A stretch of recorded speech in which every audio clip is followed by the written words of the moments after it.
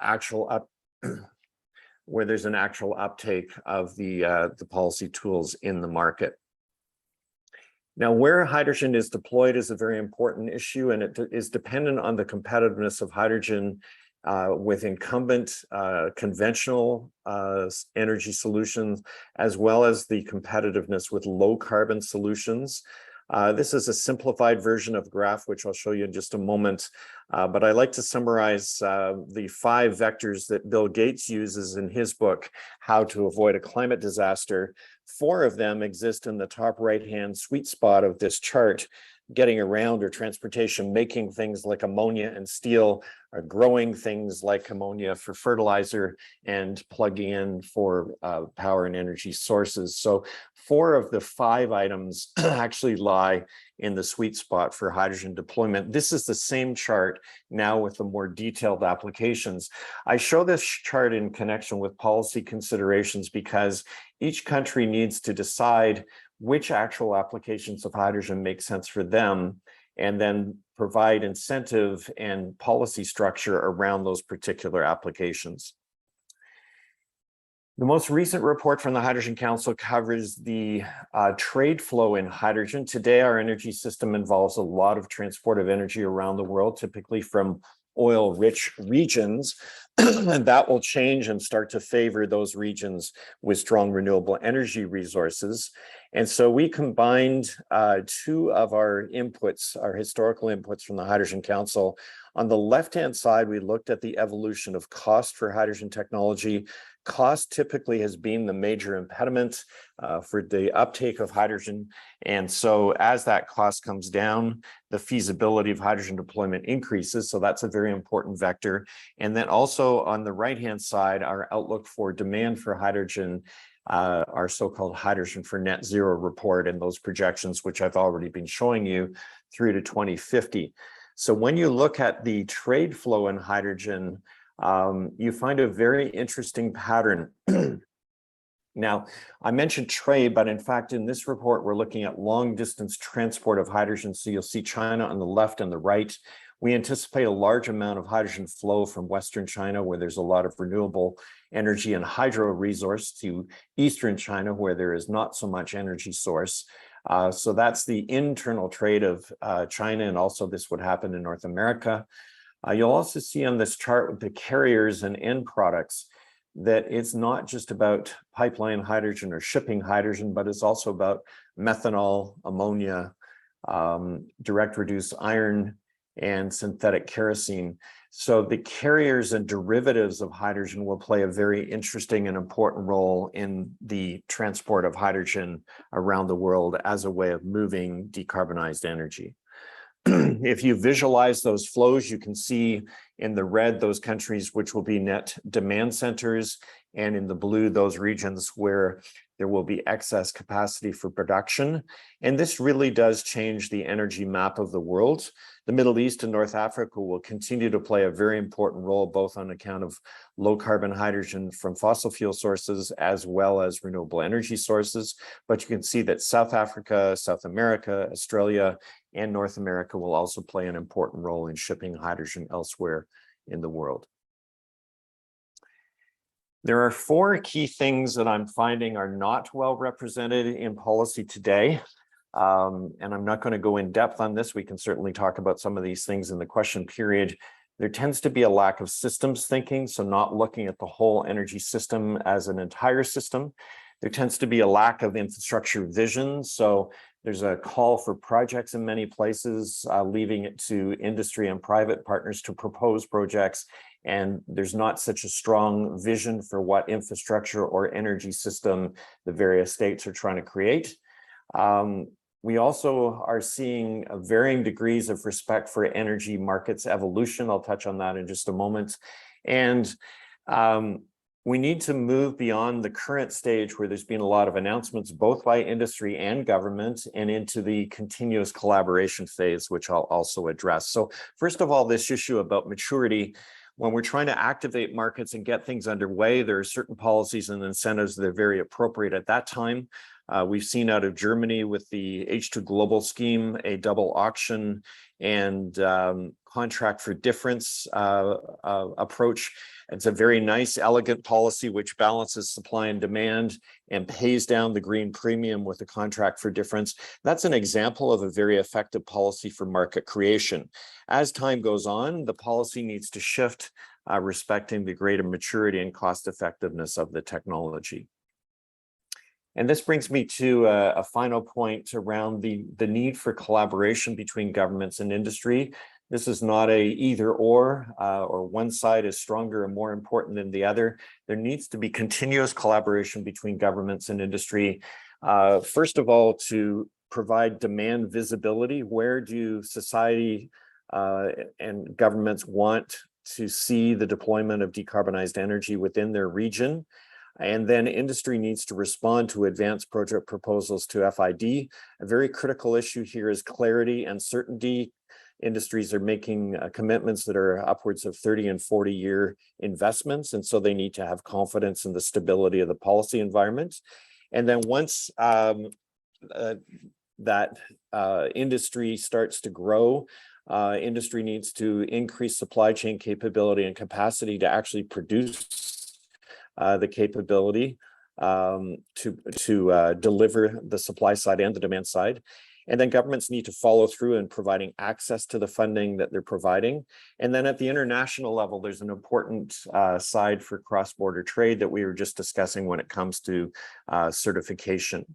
Now, the Inflation Reduction Act in the US has resulted in a major pay down of the green premium for hydrogen, resulting in net cost of hydrogen at extremely low prices. This is going to pull a lot of the demand and interest into the US, but not exclusively so. We see the markets in Asia and Europe continuing to develop.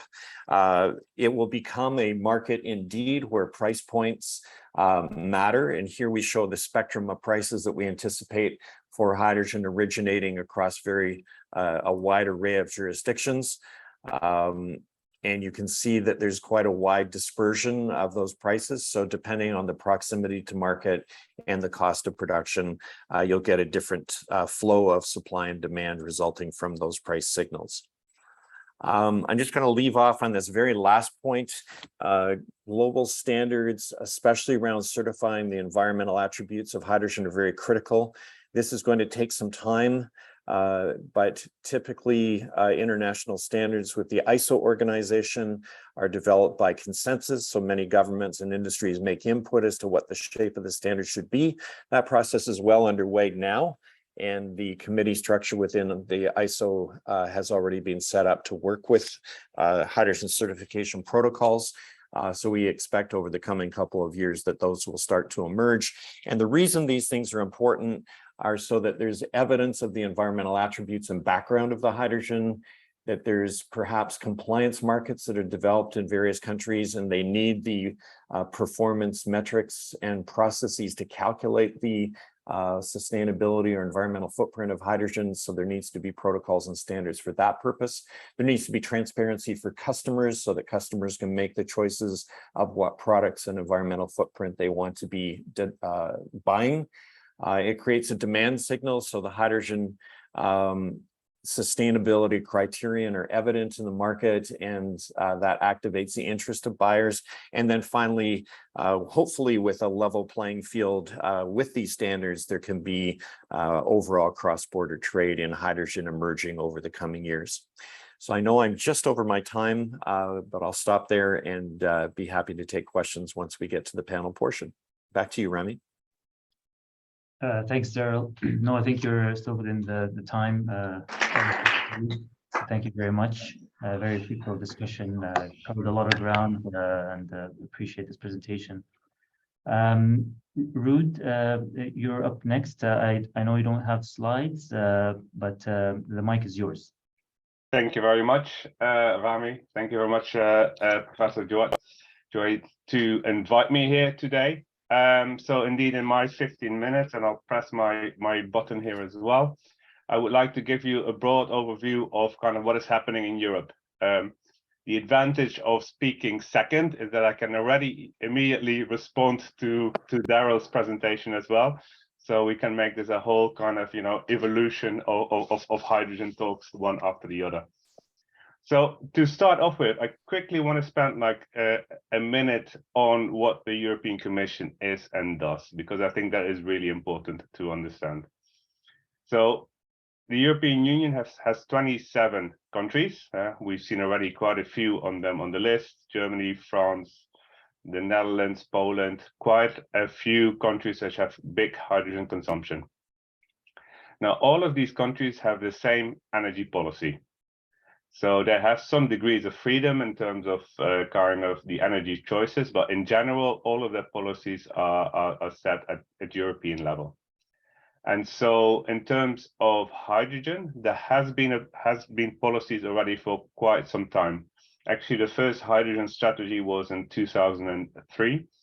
And actually between 2003 and 2020, most of that hydrogen policy was research and innovation. So if you look at the last, for example, the last 5 or 6 years, there was a big research and innovation program where member states had to collaborate. It was about 700 million working on, fuel cells, electrolyzers, all different kind of applications of hydrogen. Now, where I also came into the game was when in 2020, we started to develop a new policy to think about what our European energy policy should look like in the next 10 years. So we had energy efficiency and renewable energy targets for the year 2020, but in 2020 we needed to think about, okay, what do we need to do in the next decade? And actually that's my first reference back to Daryl, because one of our ideas then was that we need to, in the next decade, have a much more integrated energy system integration policy. We made big progress in terms of adding renewables to our power sector. We made progress in terms of energy efficiency, mainly in industry. But what was lacking still in our policies were ways to kind of transition our end-use sectors. So industry, transport, and buildings are 3 of those end-use sectors where a lot of energy is consumed in Europe. Energy efficiency is progressing, but not sufficiently in all of the 3 sectors. And the options to decarbonize weren't there yet. And that's actually where the hydrogen strategy came in, looking at, okay, how can we then, on top of policies to, for example, electrify a lot of the heating applications, use hydrogen, and especially renewable and low carbon hydrogen, to essentially decarbonize the whole energy system. Now, this policy was developed in a time in 2020 where Europe also suffered from COVID. So besides this energy system integration strategy, we were actually working at that point in time on a large kind of what we call recovery program, whereby we put together at European level around 650 billion euros in order to spur economic activities. And so with the hydrogen strategy, we essentially combined both. We said, on the one hand side, we need to have these new technologies. On the other side, we have now a big source of funding available for the industry. We asked all member states to contribute at least 40% of all of their budget to the green energy transition, including hydrogen. So you saw actually quite a lot of countries taking that up and starting to invest in both, for example, renewables and hydrogen production.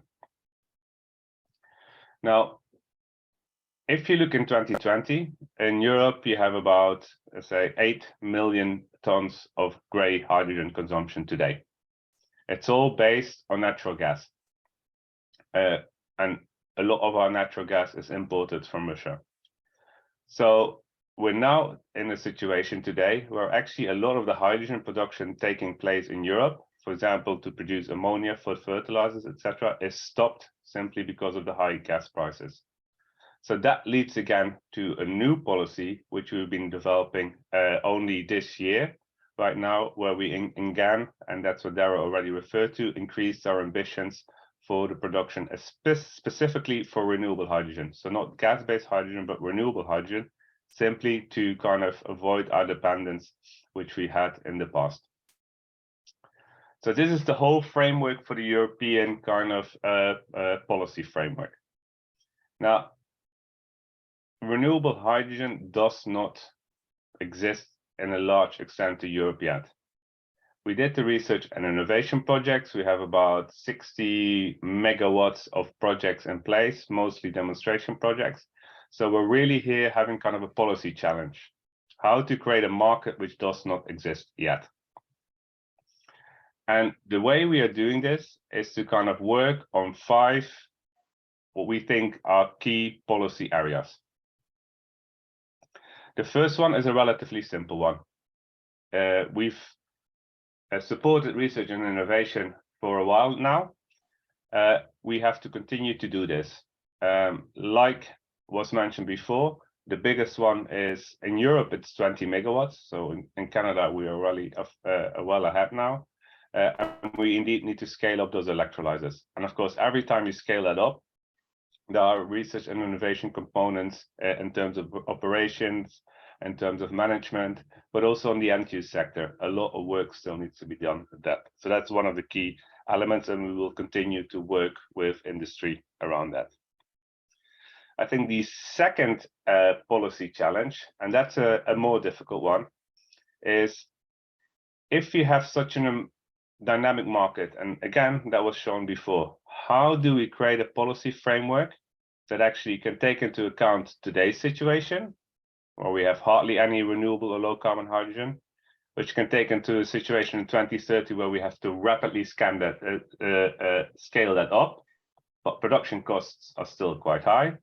And as well, a situation in 2040, 2050, where hydrogen might become mainstream or even a global commodity. So in such a dynamic market, how can you put a policy framework in place today that remains stable so that those investment decisions for the private sector can be made? One way of tackling this problem is by the idea that Europe has put in especially demand targets for the uptake of renewable hydrogen. So what does this mean?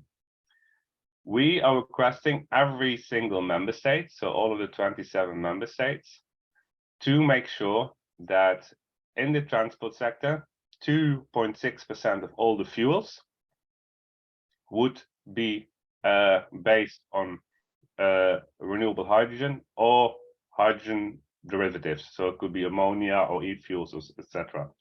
So you put an obligation in place in the transport sector, which then ensures that the industry knows that there's going to be demand so they can start investing in production. The same we've done for industry. So in industry, we've put forward a target that 50% of the consumption of hydrogen in industry today will need to come from renewable hydrogen in 2030.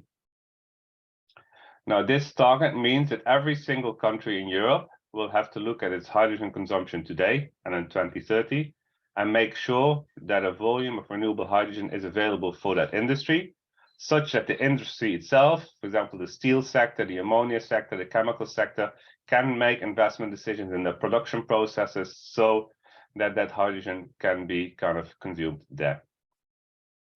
Now, these policies we put forward in about July 2021, so about a year after the hydrogen strategy. And we're now a year and a half further, and we of course have to discuss these policy proposals with member states, but also the European Parliament. And we're actually almost at the stage where we are to a full agreement. So next week there will be discussions again. Maybe we can still close them this year. Otherwise, they will be closed in January. And if they're closed, that essentially means you have consumption targets in place, and the industry knows exactly how much volume will be needed in 2030, either to produce domestically or through imports.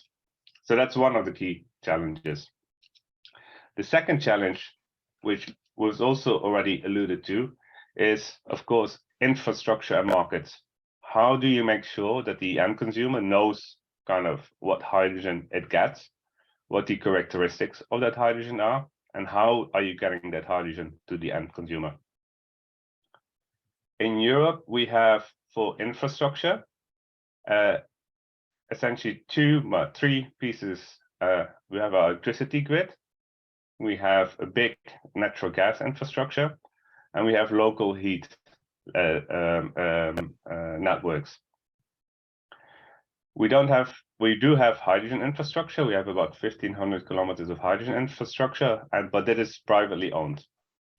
So if we really want to create this kind of hydrogen ecosystem, that also means that producers and consumers should have this infrastructure available to be able to produce it at those places where it's cheapest and consume it at those places where a lot of the industrial activities are already taking place. So again, we have put forward a policy proposal which will require every single member state to essentially treat hydrogen infrastructure the same. And there are three kind of principles that we've put forward. So first of all, we have private owned hydrogen infrastructure, but as soon as people are expanding or changing that hydrogen infrastructure, it essentially should become public. And any new hydrogen infrastructure should become public as well. So that means that if you build out hydrogen pipelines, people should have the ability to access that pipeline and use it to transport hydrogen. Secondly, it should be non-discriminatory. So if people want to pay for using that hydrogen infrastructure, and of course those prices need to be transparent, etc., then there should be a way that everyone can kind of consume, can take advantage of the infrastructure available. And thirdly, of course, and that's what I referred to before, there needs to be some kind of pricing system in place. And again, we have specific rules there available, allowing those people investing in those pipelines to be able to kind of get those returns back from the infrastructure. These, again, are discussions which are going on, and we hope to finalize maybe mid next year. So that's another piece of that puzzle. The same for certification. A certification discussion has been going on quite a bit in Europe already. And again, we are hoping to finalize this before the end of the year. And that essentially means that the European Commission will set up a list of criteria which you need to adhere to if you are starting to produce renewable or low carbon hydrogen. And then we have another system in place where certifiers, either within Europe or around the world, can kind of come and request to be official certifiers, such that those certification certificates can be issued across the world and can essentially travel with that hydrogen to the end consumer. Now, there's two other pieces which I quickly want to refer to. One is indeed financing. If you look at the targets which we have in Europe, both the obligations that we have, but also our ambitions, and our ambitions are higher than the minimum obligations that we're putting in place. We're talking about 500 billion euros of investments within the EU, and another 500 billion to kind of produce the hydrogen that we want to import from around the world. Even from the European Union side, even European Commission side, this cannot be funded just by public funds. You need to attract private sector investments. So here, indeed, like also was referred to in the case of Germany, we are now developing two projects, which we've kind of combined together under the term European Hydrogen Bank, to indeed see how can we pay for this initial green premium. We're going to do this both domestically and with an international leg. And here, this was announced in September. The idea is to come the first quarter of 2023 with really like a European program for this. So really how to set up this market already in Europe. At the same time, already, there are two other big programs which are taking place. One is a program which has a complicated name, IPCEIs, but it essentially means that member states, so countries, can come to the European Commission and put forward joint projects. So those projects need to have an innovative element, and they need to be beneficial for not one country, but multiple countries, because we really think that this hydro ecosystem should be across borders. And here we have already about 10 billion euros of funding going to those projects. And a third project coming in place is going to infrastructure. there we were also requesting member states in terms of infrastructure to come up with an integrated plan. So not only to look at where do you need the pipelines, but also where do you need the electricity infrastructure to get the power to the electrolyzers, but also can you develop local domestic heat infrastructures? Because any electrolyzer has efficiency losses in the form of heat. So can we immediately use that heat then as well for example, industrial processes? Now, last but not least, there is the issue of international collaboration. We see progress being made across the world, and that is absolutely critical in order to get this hydrogen ecosystem running. So here we have of course the advantage within Europe that we are already working with 27 countries simultaneously, and those 27 countries are quite diverse. Some are hydrogen consumers, other ones are hydrogen producers. Some have hardly any industry, others have large industry. Some have big bunkering capacities for maritime ships, others not. So we're trying to create this framework that accommodates all of these different kind of countries.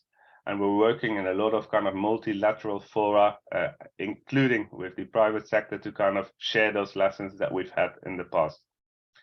But at the same time, of course, we need also that financing to come in the third countries. So here again, we're looking at how can we build kind of existing international cooperation activities that we have and kind of rebuild them into more new and modern international cooperation opportunities. And the first one of those on hydrogen was signed, for example, with Egypt, Kazakhstan, and Namibia during the COP27 in Egypt. So this kind of gives you an overview of the 5 different kind of areas where we see policy challenges, where we're working on setting the framework in place. It's not fully there yet. The discussions are going on, but I think that once these are there, and we're really talking here about months, we can give the industry a really concrete and kind of stable piece of policy from which we can develop that hydrogen market into the future.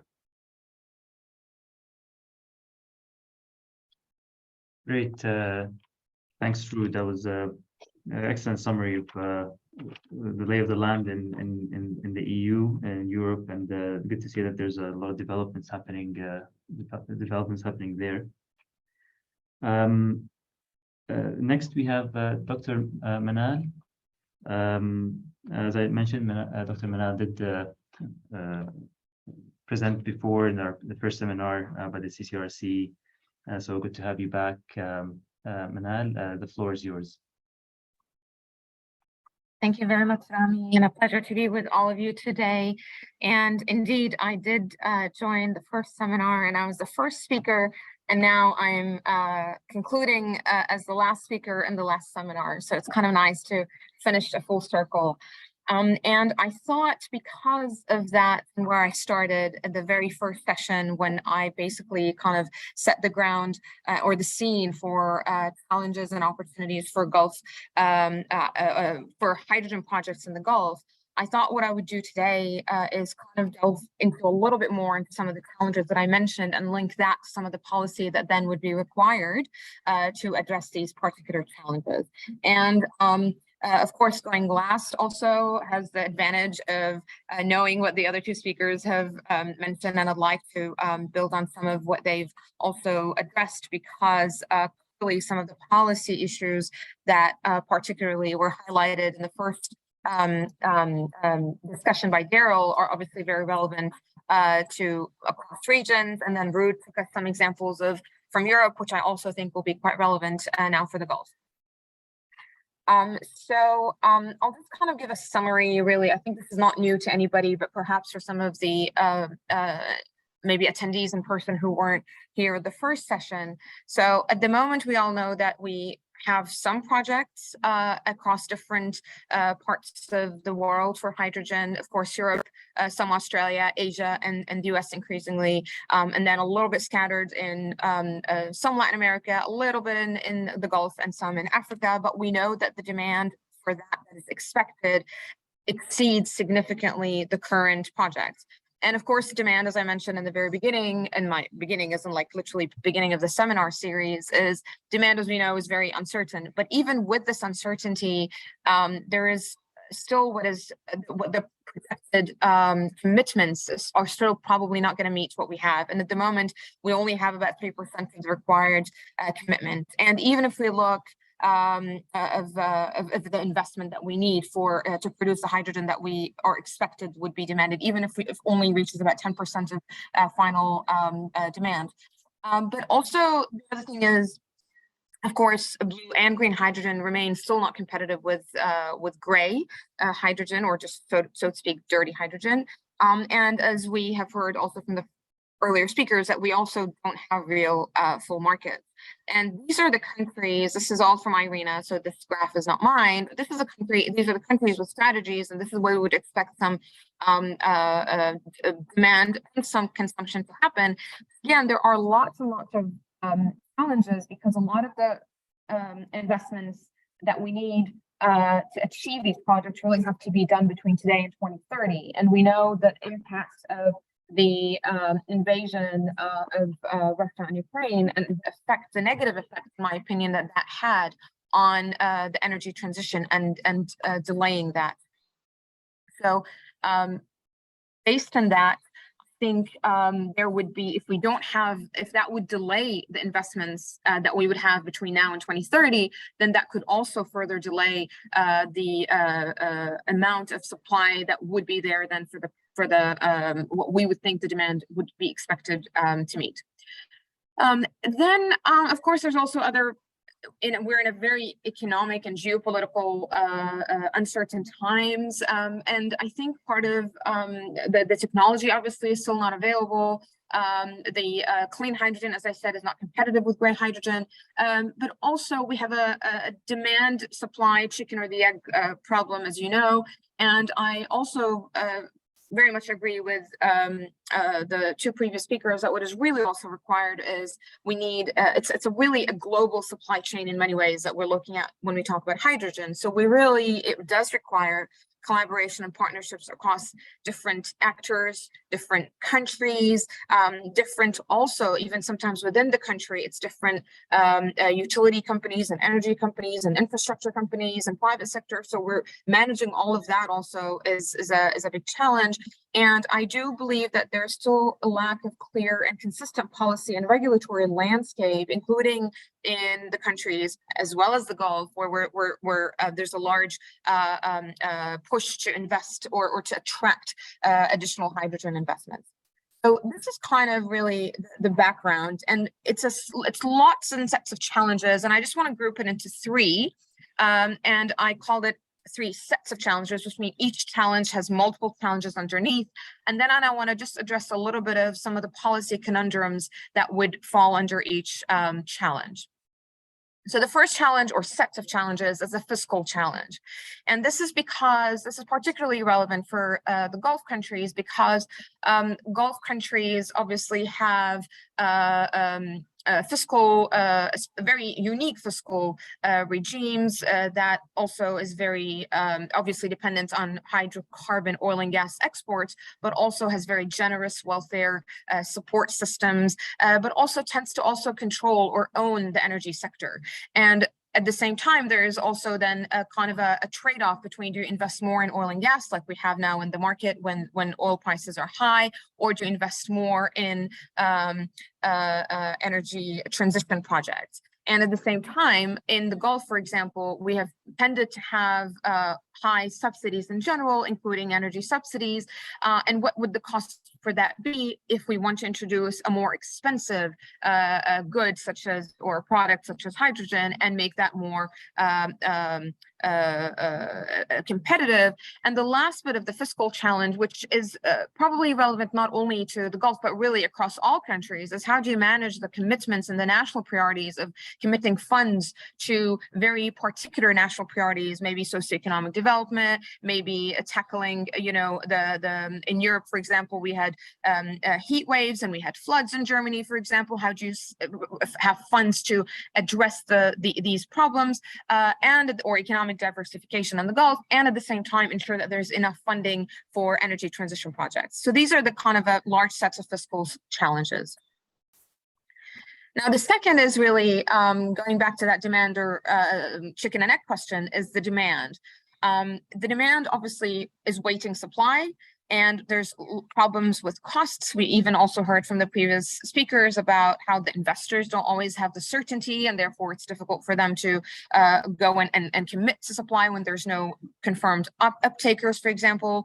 And then also, how do you incentivize the demand? How do you incentivize the different companies to uptake hydrogen and use that, or do fuel switching, for example, especially when it's more expensive? At the same time, then the third challenge is, how do you ensure that you can still have supply while you have some demand that is also uncertain? And of course, all the uncertainty that comes with supply. Do you have the required infrastructure at various levels to support the supply? How do you ensure you have different investments from different sources? How do you reduce the risk for the investors and potential suppliers, etc.? So coming out of these three sets of questions or sets of challenges, I want to give a bit of some of the, as I said, policy conundrums, or some of the things that we need to kind of think about, policymakers need to think about to address these large sets of challenges. And I said these are not exclusive. There are other challenges, of course. The first one is fiscal policy. And I briefly described a bit the fiscal policy when I explained the challenge. So the fiscal policy that is really required is really policy that has, or sets of policies that are really good at balancing long-term objectives with short-term objectives. So, and there would be some sort of commitments to ensure that, for example, particular funds are dedicated to energy transition projects or to hydrogen, while others can be dedicated to other short-term projects. Also, at the heart of the fiscal policy would also be, how do you balance the fiscal commitments into a big hydrogen project, for example, but at the same time ensure that the private sector, which typically had a limited role in the energy sector in the Gulf, how would you ensure the private sector then could be, and what the finance or the fiscal policies surrounding private investors and incentivizing their participation would be? And how do you manage taxation policy also for FDIs and to attract investment? And also, what kind of policies with the subsidies, for example, would be required for the industries that are using or will be using decarbonized, the clean hydrogen locally for decarbonization purposes, and ensuring that they can afford it, and that also that their products, whether it's cement or steel or whatever, for example, then the price of that, the cost of that isn't then passed on to the consumers, and you have an inflationary effect.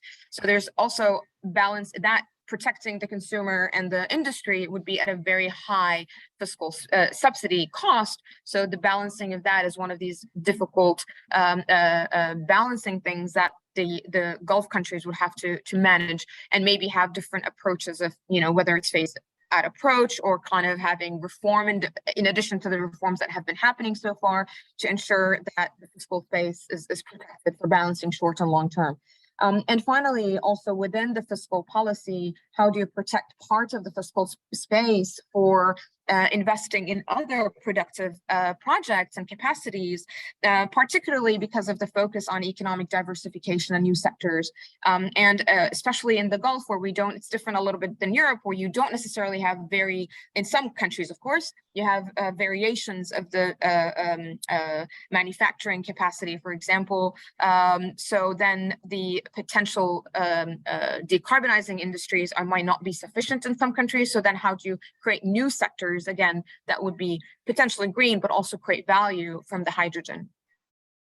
And I just want to give an example here just on the subsidies, because we often have we think of subsidies often as a very good thing. And of course, subsidies, particularly in the uptake of a new technology and a new good, in this case with green hydrogen, subsidies have been proven obviously to really expedite market uptake and also investments, etc. But also there could be potentially a problem when you have a large subsidy in an already highly subsidized system, like in the Gulf, or in some countries of the Gulf, I should say, is that if when you add particular subsidies, I'll just explain this in words so you don't have to worry about the what looks like a complicated graph. Then having a subsidy, what it would really effectively does is that it would potentially could expand the local amount that could be consumed locally, but then also reduce what could be available for exports. But the overall net price that could be the average that would be received from both is lower than what the market price would be. So then that could be really at a large fiscal cost, and it's a distortionary point of view from the fiscal space and for the economy. So balancing the distortionary effects of subsidies, but at the same time knowing that actually subsidies are going to be important to ensure investments in hydrogen, and certainly uptake of hydrogen is going to be also a particular challenge. Now, in terms of the second policy group is really on having a decarbonization infrastructure and regulatory infrastructure, and that also includes anything that's relating to carbon capture, utilization, and storage. And how do you then also have policies that support the deployment of the necessary infrastructure for CCUS and decarbonized projects? So here I'll give a bit of the Gulf. I've shared the slide in my very first presentation, seminar 1, so I won't go into it very in details. But again, particularly for renewable-based hydrogen in the Gulf, we have big projects and big ambitions, but the current infrastructure for renewable energy is very low. And this is also lower than in other countries such as Egypt, Morocco, or Jordan, which are also trying to get into, and even Tunisia, trying to get into the green hydrogen space. So then here, part of the policy would be that there should be really clear decarbonization policies to expedite, of course, the renewable expansion, but beyond the point that is required for local consumption, of course, for local electricity demand, but also supporting, basically expediting all the whatever the process that is necessary to also perhaps maybe incentivize different companies or different projects to also do some of these renewable projects on as part of their project for hydrogen production, so that they're not necessarily dependent on the grid. And some of these policies then would also need to be looked at in collective. And the other bit of that is also on technological investment, because I think technological investment, even though it is not a decarbonization policy, but technological investment when it comes to CCUS, for example, and hydrogen, tends to also follow the local decarbonization policies. So when we know that whenever there's high policies in certain parts of the world, technology investments in clean technology is also high. And at the moment, the Gulf countries invest fairly little as part of their GDP in hydrogen technologies and R&D, but also in low carbon energy. And what is expected in terms of investments between 2021 and 2030 is also mostly coming from the EU and less so from the other countries. And we don't really see the Gulf states here showing much in this graph, at least. But also another thing I think that could be potentially interesting is the variation across different countries. So in the Gulf, for example, and I'll take the case of Saudi Arabia, where the circular carbon economy is quite large as a driver for decarbonization. There is obviously an opportunity and maybe bigger focus of CCUS technologies, but in other parts of the world, maybe there's not going to be as much interest in that. Europe, for example, there's a bigger push on green. So then also ensuring that there is sufficient investments, and also if at one point there's both, if we need hydrogen that is, I'm not advocating for blue over green. I'm just saying, how do you ensure then having really technology investments that is necessary across the board to ensure that there is the necessary hydrogen production that would be then also required, but also CCUS for the hard to abate sectors as well, not only the hydrogen production projects themselves. And the third group of policy addresses also both the supply and demand question that I mentioned, as well as the fiscal challenges, would be policies surrounding funding and financing. And I kind of put it as a lump as funding, investments, and incentives policies. So basically financing policies that could be market-based, that are creative perhaps, that can also create solutions and be suitable for the local existing policies and infrastructure, but also reduce the risk for the investors, particularly the when we're trying to have these projects that are obviously from multiple investors, and some of them are international and some of them are domestic. So on the production side, there are different, of course, and I think I don't need to repeat what was said before me earlier today, but things on infrastructure, also on technology, on how do you ensure the competitiveness of hydrogen is ensured, and also ensuring that there is parts of the supply that's provided, how much of that is for local decarbonization versus uptake for export, but also on the demand side, the same fiscal or incentive policies then could also incentivize demand. And this is again particularly for the sectors that would be using hydrogen for local decarbonization. And even though I think, in my opinion, a lot of the hydrogen strategies in the Gulf have been focusing, or the ones that are announced at least, are focusing more on the export side.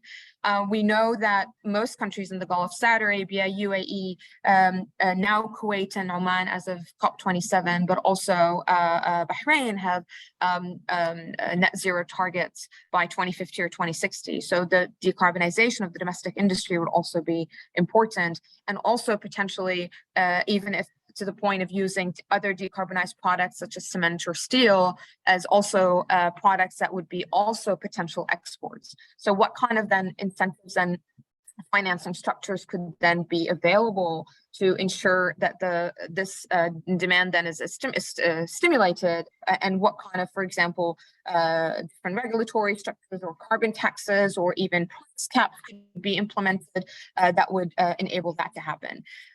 I will just give just to mention some types of mechanisms that have been implemented already by various countries, and some public financing, whether it's example from Europe that we just heard, from Germany that we heard a little bit ago about the H2 Global, or even METI in Japan that has significant funding to commit to investing in hydrogen supply chain infrastructure for imports from the Japanese perspective, or even public sovereign wealth funds like the PIF in Saudi Arabia. All of these are available direct funding into projects. Also, that would also include different mechanisms on tendering and auctioning and subsidies. The UK implemented price controls to ensure that the hydrogen that is used will always remain competitive, so that the price, the user wouldn't be penalized if the price is above fossil fuel prices, or maybe even government-backed loans, for example, and or even tax incentives, etc. So, and of course, finally, you have private funding and venture capitalists and other financing institutions. But again, the financing structure, because all of these private funds will be going into sovereign nations, then the policies that would also manage ensuring that there is a sufficient value creation domestically, and also value improvement, welfare for the local economy, while also ensuring that these investments are brought in. So finally, just the final takeaways. Really, there is really a main chicken or egg question, I think, particularly now, that remains in the hydrogen economy, and there remains a lack of consistent and necessary policy, as well as lack of clarity in the regulatory infrastructure. And the policy that we've heard, this is kind of covers also what we heard earlier, really all the way from decarbonization, fiscal, socioeconomic, labor, technology, finances, certifications, carbon pricing, etc. So it's a really wide range. But I think for the Gulf area in particular, I think really what is really important now are balancing the key solutions for policy when it comes to the fiscal space, when it comes to domestic decarbonization and expanding renewable energy, and also incentivizing demand and balancing financing. And finally, obviously, this requires collaboration, as we've mentioned before, and various partnerships. But I also really believe that we need to not forget about the fact that we need to ensure that there's maximization of the socioeconomic development and value creation domestically, so that a lot of these large projects that are also benefiting the export market also create value domestically and translate to economic development and jobs, et cetera, at the local markets as well. And back to Rami, and thanks very much for that. Thank you, Manal. Great presentation. Thank you to all. Actually, these were very informative presentations that we've listened to.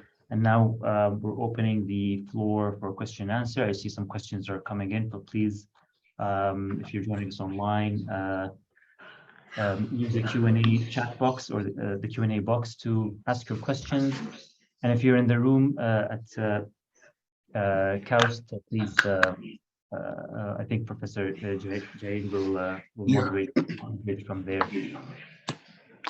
Yeah, so, yeah, Rami, so maybe you start from people here in the room. Yeah, sure. Yeah, anyone have a questions? Yeah.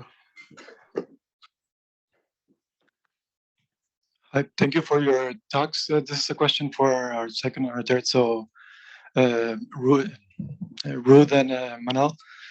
Which is the impact in the inflation for the end user you think that demand will do, whether in Europe or in the Gulf, like in concrete numbers, because everybody gives a bit of a vague numbers, because that at the end of the day, like all the companies are going to translate that to the end consumer. Thank you. And if there are any subsidies for them as well.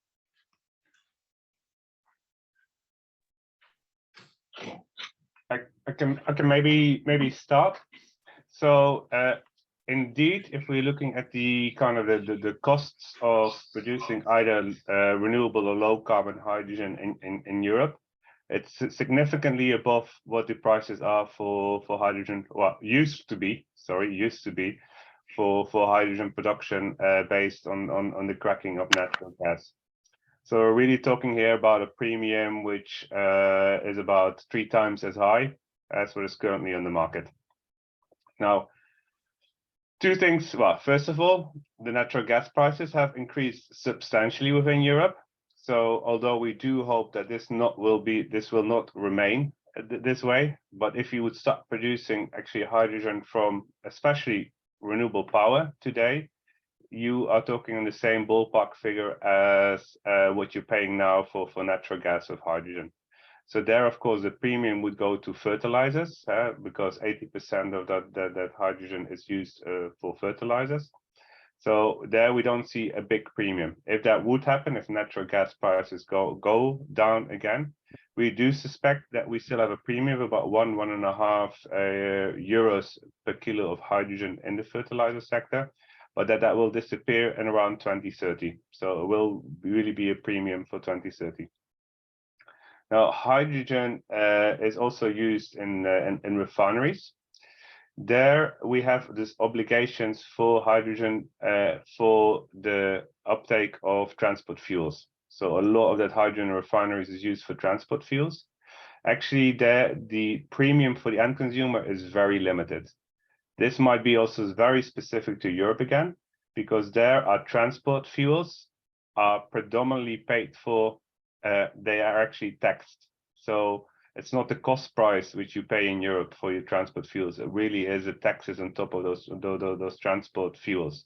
So the premium onto the end consumer is actually very limited, especially if you already compare that to the requirements that we have in Europe to have a certain percentage of those fuels being produced from biogasoline or biodiesel, where the premium is less.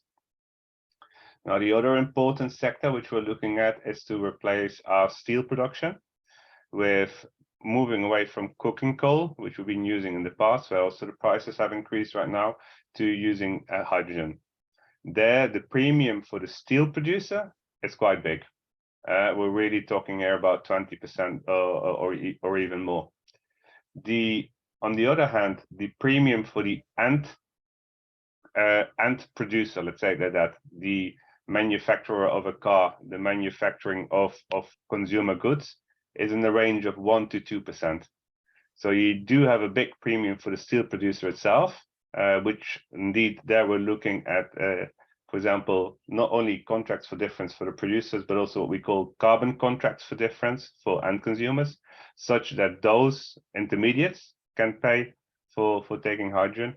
But then if you look at the final end consumer, there again, the premium is very, very low.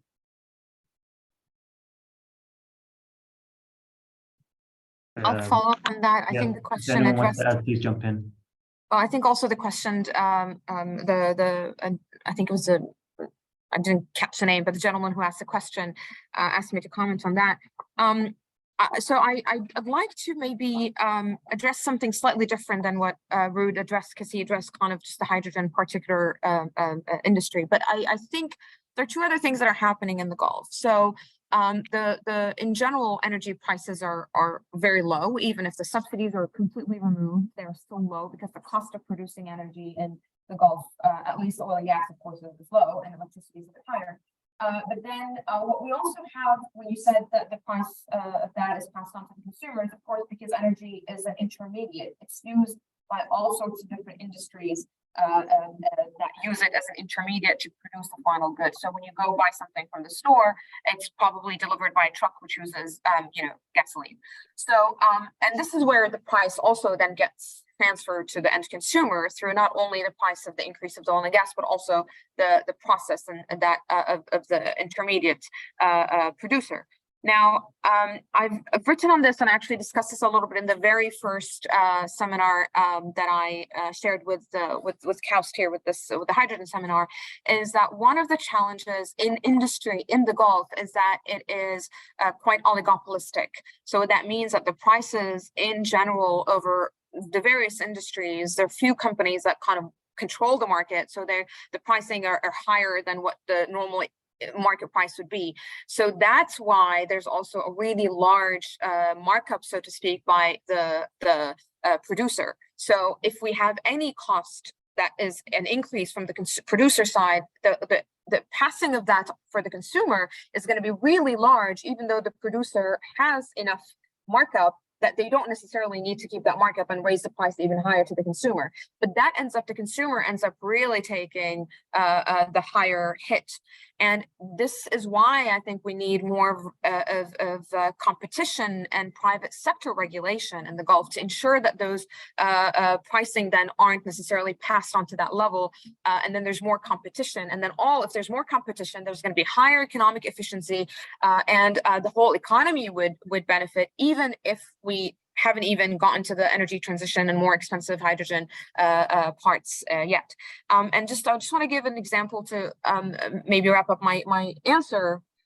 If you look at, I'll pick up cement because I know that KAUST did also a study that I participated in on decarbonizing cement. But cement is an example where if you decarbonize it using any different, well, let's say just decarbonize cement, the cost of that, if that is very, very high, it will translate to something that would be very high to the domestic consumer, things like, building a house. So then the balance here of the policy, of the fiscal policy that I mentioned, is also going to be critical to ensure that you manage the industry, but also you manage the consumer, because you don't want to end up hurting both at the same time. Because if the consumers are hurt, then their purchasing power will be hurt, their GDP contribution will be hurt, et cetera, et cetera. So it becomes really then also a balancing, not just on the energy supply chain that Ruud addressed, but also on the larger economy, which I think what you were asking on, and I hope that answers your question. No, great. Thanks, Dr. Manal. And I want to kind of, I see a lot of questions coming and try to consolidate them all. And maybe this is a good segue to talk about the Inflation Reduction Act that Daryl brought up. Daryl, I want to, I guess the question here becomes, So with the Inflation Reduction Act that the U.S. The U.S. legislation just passed, for anyone that is not aware, in August, I believe, there were some generous incentives that were signed into law for low carbon technologies, not just hydrogen, but for hydrogen, it was very generous. Basically, if your project qualifies, you get about $3 per kilogram of incentives for your project. And I think, Daryl, you showed a chart there. I guess my question to the panelists, and because we have questions on the production incentives and things like that, is first of all, is it enough? Is it enough just to have a production-based incentive to bring the production cost lower, or do you need to complement this with other demand side incentives, I guess, and regulation? And then, so the question is to you, Daryl, and then question to Ruud and Manal is, what kind of response are we seeing from both Europe and the MENA region to the Inflation Reduction Act? Because it does have some implication. It will attract capital investment to the US. It will attract talent and R&D. So I would like to hear your opinions on that. So Daryl, please, you can start. So to the question, is it enough? I might say, not so much jokingly, it's almost too much. When you take the buy down of the $3 per kilogram for renewable hydrogen, and you add the tax credits and other measures, and also look at the impact on customers and buyers of the technology, you actually get close to negative pricing and maybe into negative pricing. So in that sense, it's almost too much. And then, of course, it's entirely a supply side push.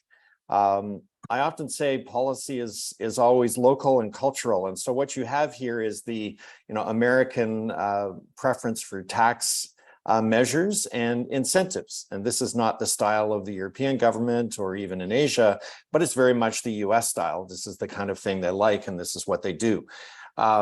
It typically primes the pump. It creates a lot of entrepreneurial activity, and eventually, things get moving.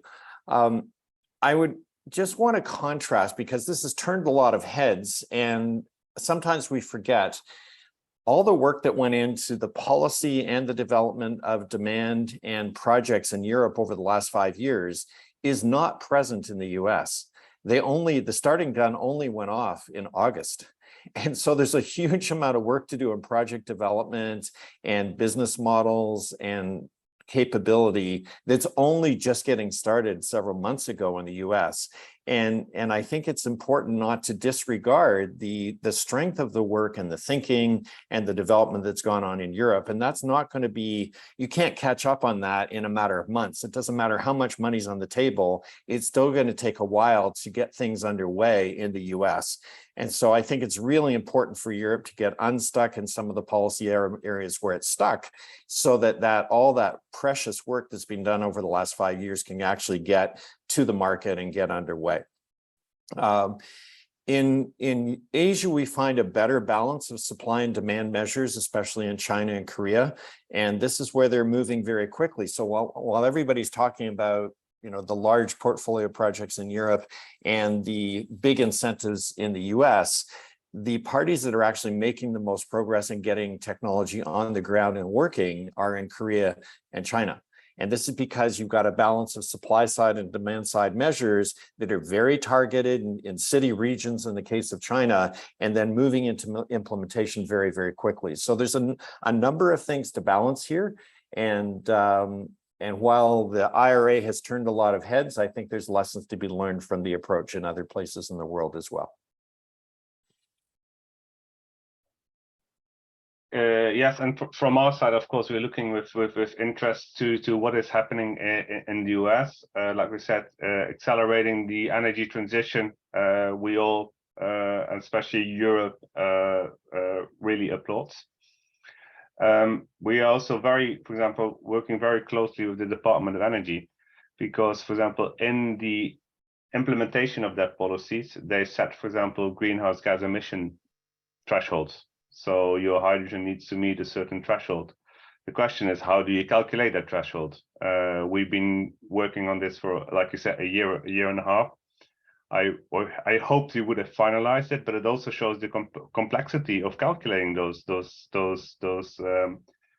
doing those calculations. I mean, we've received hundreds, more than hundreds, thousands of inputs from everyone, trying to kind of specify every single case through which you can, for example, produce hydrogen, and we went through each and one of those. So there we're working kind of very closely. Indeed, Europe works on energy policies. We collaborate on other energy policies. We don't do that on tax. So tax, our member states can do all that separately. So we don't even have that in our toolbox as something to do. What we do, for example, is set minimum taxation thresholds, which we set as a minimum for hydrogen and electricity. So you have that, but we can't do the same thing as the US is doing.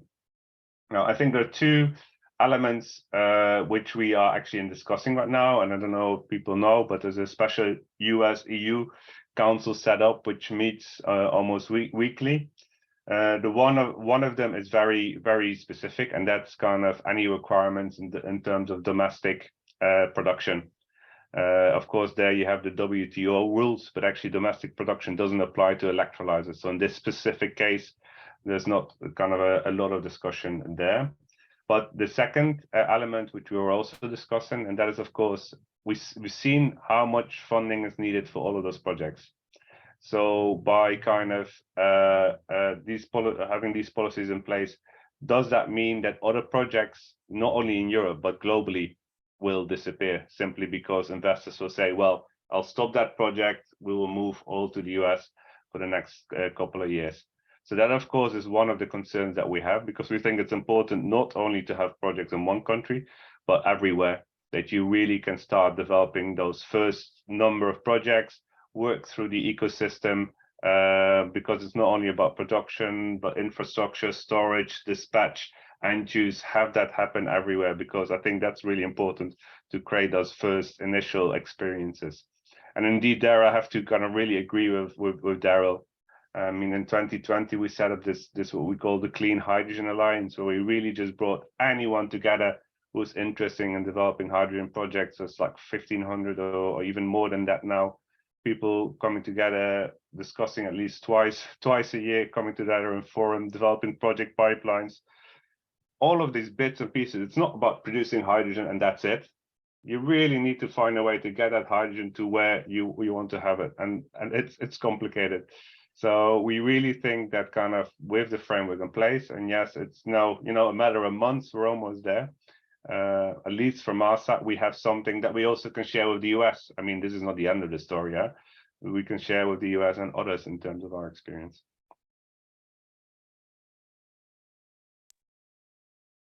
And maybe with the Gulf perspective, I also agree with a lot of what Daryl and Ruud said. I think in the Gulf, where I'm at actually now at the moment, I'm at the Hydrogen Summit in Oman, and had a chance also to speak with a lot of the policymakers, including who are obviously working very specifically on this field, but also other industry actors.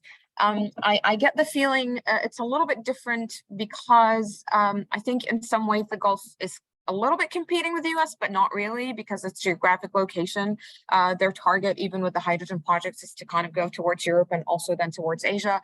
And also the view that a lot of what the IRA will be supporting will be for domestic use anyway. But I think there is a welcome that perhaps this acceleration of the energy transition might then really expedite and push everybody to really expedite the global hydrogen investments and technology investments and reduce the costs, etc.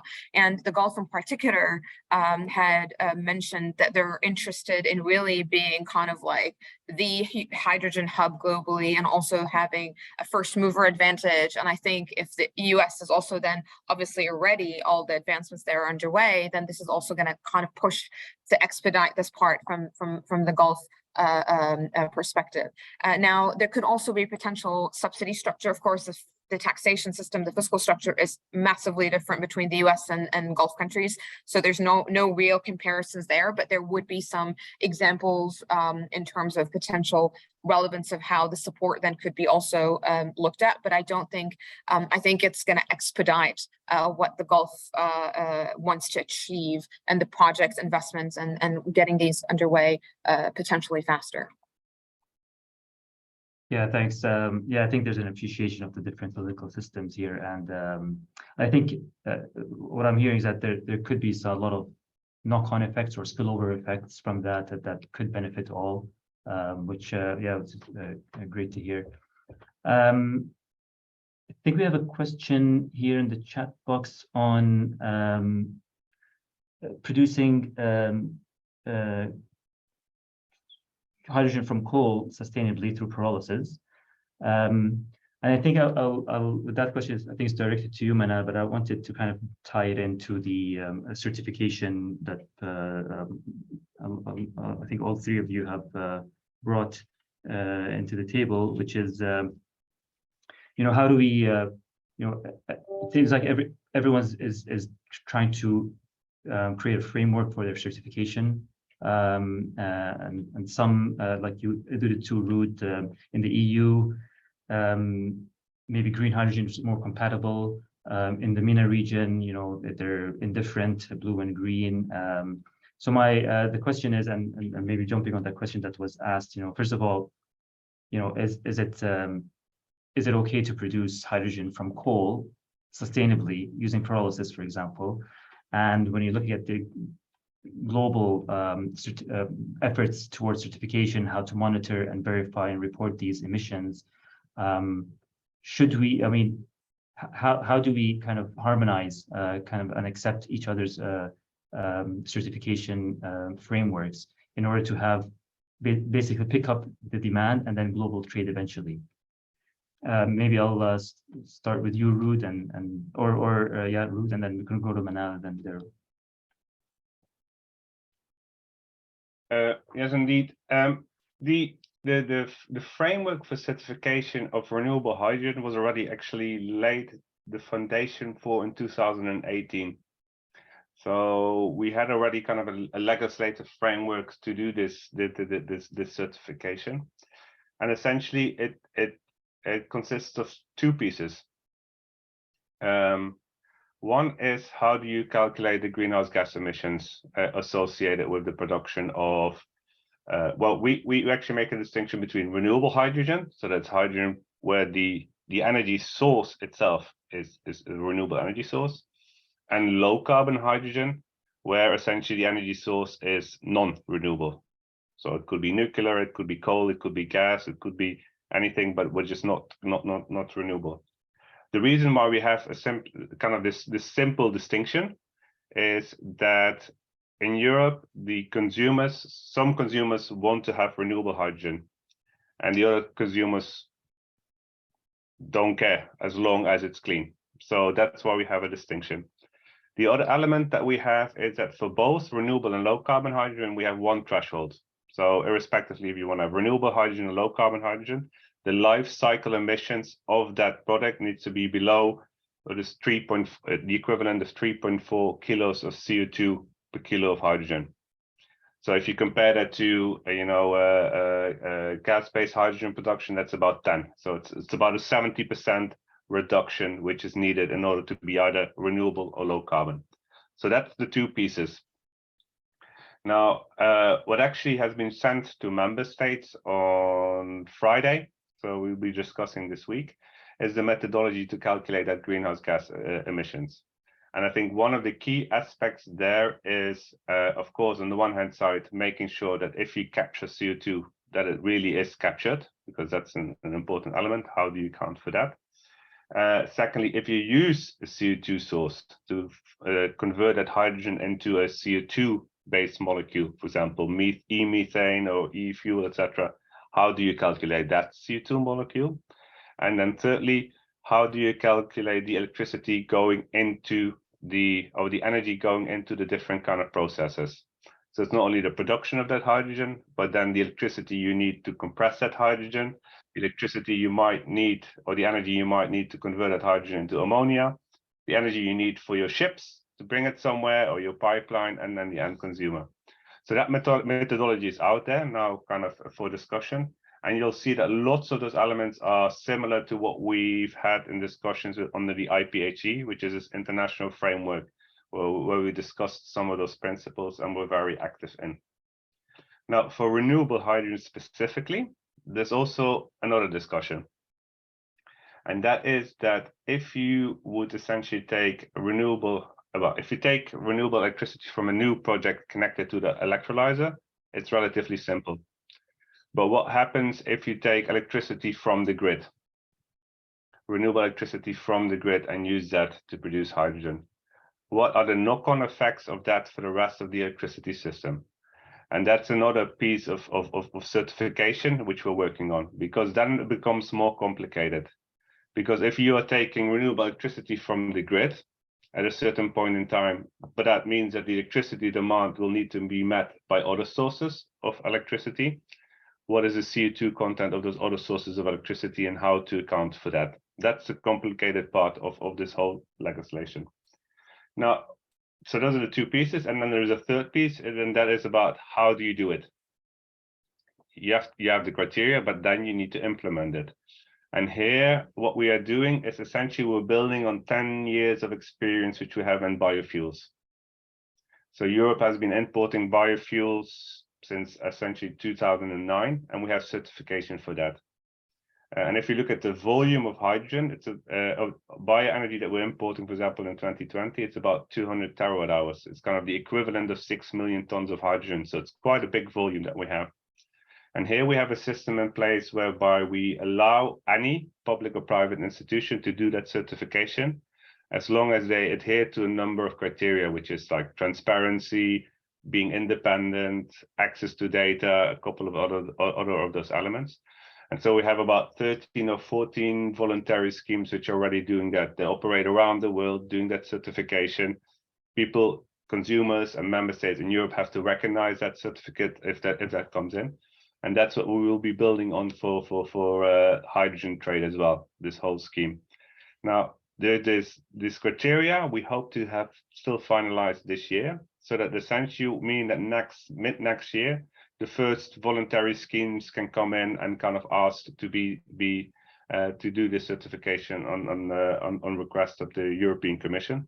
So I think we're at a stage where we really can see these certificates coming through and really enabling this hydrogen market. Great, thanks. And Manal, then Daryl, really quick. I just noticed that we have a minute left, but yeah, please, Manal, go ahead. Thank you. I'll address the question on producing hydrogen from coal. I think there were two questions in one. So first one is whether the coal would be then used to produce hydrogen sustainably, and that I think wouldn't, in the sense that it's obviously very dirty through coal gasification, and very hard. With carbon emissions will be very high, but then the other part of the question is on producing it sustainably through pyrolysis. So I think yes, pyrolysis could then be potentially a solution. Is it a long-term solution? Is it sustainable in the long term? I do not think so, because obviously the in this case it's coal or even gas, because he also mentions gray hydrogen, that there's limited resources of that will eventually be depleted. So in the long term, that wouldn't necessarily be a solution, even if the pyrolysis itself could produce hydrogen with what is believed to be little emissions. But then yeah, that's all I'll say on that, just for the interest of time. But the short answer is not sustainably as a long-term solution. And Daryl, any inputs or thoughts on that? Sorry, your mic is on mute. Thanks. I think it's going to be difficult from a cost point of view when you look at the competitive alternatives around the world. The multiple steps involved in pyrolysis plus CCS will create a fairly expensive product. And then the one other item of policy we really haven't touched on adequately today is the Sustainable Development Goals and the realization of those attributes.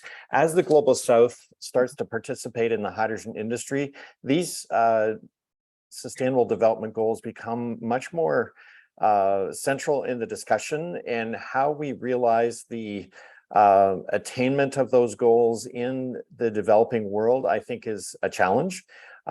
Simply saying, no, Pakistan, you can't develop that coal, there are issues with that as well. And similarly in Africa, Are we going to say no to certain solutions because we don't view them to be sustainable, while we then also disregard the social development and economic development of African nations? So lots of tensions here, no easy answers, but the SDG dimension of policy is also a critical part of the discussion.